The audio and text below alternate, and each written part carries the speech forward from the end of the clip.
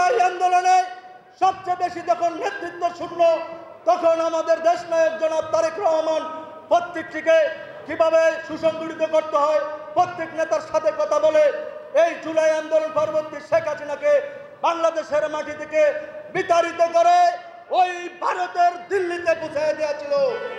সাবেক সভাপতি ঢাকা অবিভক্ত ঢাকা মহানগর নাসিরউদ্দিন পিন্টু কমিটির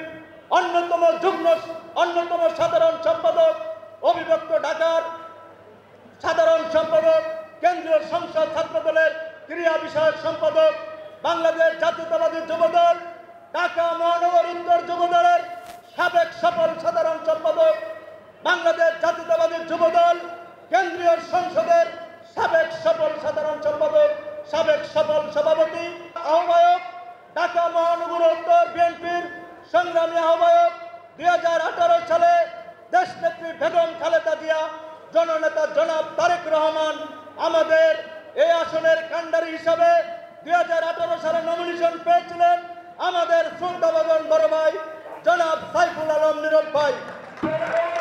তেজগাঁও থানা ছাত্রদল একটি ঐতিহ্যবাহী থানা, এটা আপনারা সকাল থেকে এখন পর্যন্ত প্রমাণ করেছেন। আপনারা আপনাদের নেতৃত্ব স্থানীয় জায়গায় বসবেন। আজকের এই প্রোগ্রাম সফল করেছেন এবং আপনাদের এই প্রোগ্রাম সফল করা আমাদের মহানগর নেতৃবৃন্দ সকলে দেখেছে, কারণ তারা এটা আমাদেরকে পার্সোনালি বলেছে।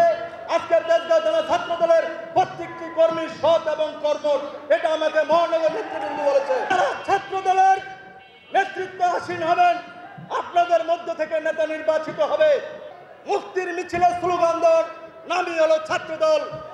আজকে ছাত্রদল একদিনে জন্ম হয় নাই।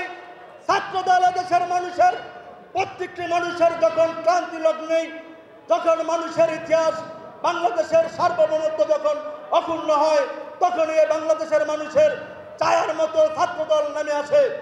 ছাত্রদল শুধু একটি আদর্শিক সংগঠন। দেশনায়ক জনাব তারেক রহমান বলেছিলেন, মিছিলের পিছনে থাকা কর্মীটিও রাজনৈতিক পরিচয় পাবে।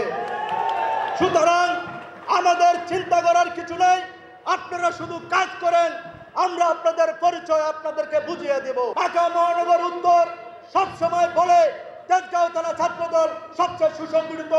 আগামীর কর্মসূচিতে সবসময় আপনারা সেটা প্রমাণ করবেন।